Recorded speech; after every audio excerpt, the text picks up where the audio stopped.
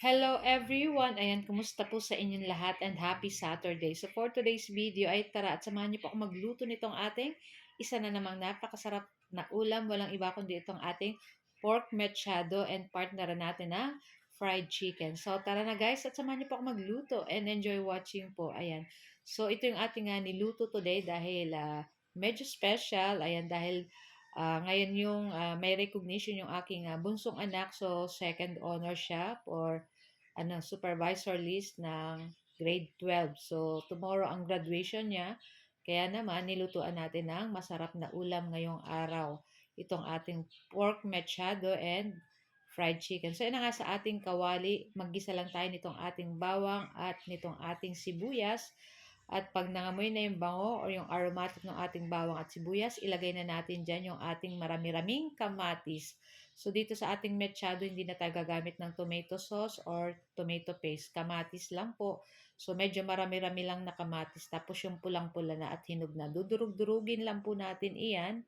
Ayan, kung makikita nyo, dinudurog-durog natin. At pag naluto na yung ating kamatis, ay pwede na nating ilagay dyan yung ating 1 kilong baboy na binabad natin sa toyo, paminta, at kalamansi. Kalamansi, 3 piraso lang ilalagay natin. Tapos, ayan, tinakpan lang natin at pagkatas ng ilang minuto, ayan, inopen na natin at, ayan.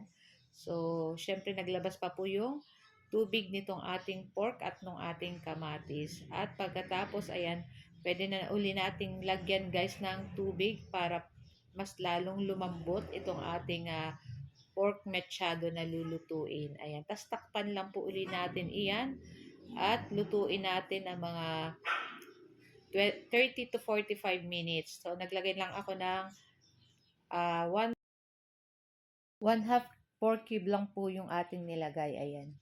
Tapos, maglagay na tayo ng konting sugar para pambalance sa lasa nitong ating pork mechado at nagdagdag pa ako ng konting pamintang durog and after niya, nilagay na natin yung ating patatas at inislice ko lang po ng katulad ng ganyan. So, 2 pirasong patatas po yung nilagay natin dyan. So, naglagay rin po ako ng dahon ng laurel at butter. Ayan, para mas masarap. And after nyan, ayan, maglagay na rin tayo ng cheese para mas creamy itong ating pork mechado. So na nga at palambutin lang natin dyan yung ating patatas. Ayan, at yung ating pork dyan ay super lambot na. Kaya naman yung ating taba ng baboy dyan ay nagme-melts in your mouth na. Super yummy.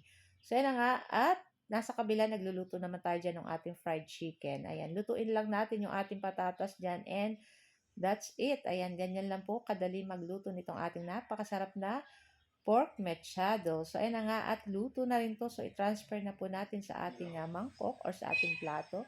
At ready na rin po tayong kumain ng ating lunch. So, guys, ito lang po ang ating video today. At sana po ay nag-enjoy kayo. Huwag niyo po sanang kalimutan mag-like, comment, at pa-share na rin po ng ating video. So, guys, thank you for watching. Happy tummy, everyone. Yummy! Bye!